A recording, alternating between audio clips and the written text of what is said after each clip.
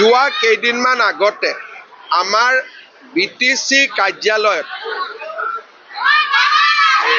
এক মিনিট মই গৈ আছো অলপ BTC কাৰ্যালয়ত এটা অনাৱশ্যকীয় ঘটনা হোৱা আমি দেখিবলৈ পাওঁ। এই ঘটনাটোৰ লগত কোনো বড়ো সংগঠনে জড়িত নহয় বুলি বিবৃতি দিছে। আপচুৰ সভাপতি দীপেন বড়ো ডাঙৰীয়াইও কৈছে যে এইটো গৰিহণাযোগ্য কাম। হাগ্ৰামা মহিলাৰী ডাঙৰীয়াইও কৈছে যে এইটো নিন্দনীয় কাম। এতিয়া প্ৰশ্ন হ'ল যে কোনে মানুহখিনিক লৈ আহিলে, কাৰণ এছেম্বলিত ৰিপৰ্ট হ'ব 7:30টাত, 3টা বজাতে কেনেকৈ গণ্ডগোল হ'ব পালে। সেইকাৰণে BTC প্ৰশাসনে অসম চৰকাৰক অনুৰোধ কৰিছে যে এই ঘটনাটোৰ ওপৰত এটা ন্যায়িক তদন্ত হ'ব লাগে।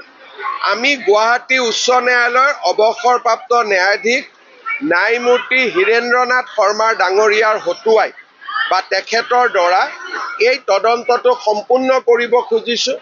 যিহেতু কোনেও ইয়াত জড়িত নাই বুলি কৈছে, গতিকে কোন তৃতীয় পক্ষ ইয়াত আহিলে তাক চাবৰ কাৰণে BTC আমাক ৰিকুৱেষ্ট কৰিছিলে আৰু BTC ৰিকুৱেষ্ট অনুসৰি আমি এটা জুডিচিয়েল ইনকুৱাৰী কৰিবৰ বাবে সিদ্ধান্ত লৈছোঁ। চব প্ৰথম কথা, BTCৰ লগত জড়িত কোনো সংগঠন জড়িত নাই বুলি নিজেই কৈছে। BPF থাকিবই নোৱাৰে, UPPL নাই, আপচু নাই, আন দল সংগঠন নাই, গতিকে কোন থাকিলে? BTCয়ে এই প্ৰশ্নটো কৰিছে আৰু সেইকাৰণে BTCয়ে অনুৰোধ কৰা অনুসৰি আমি এজন গুৱাহাটী উচ্চ ন্যায়ালয়ৰ ৰিটায়াৰ্ড জাজৰ হতুৱাই বিষয়টো তদন্ত কৰাব খুজিছোঁ।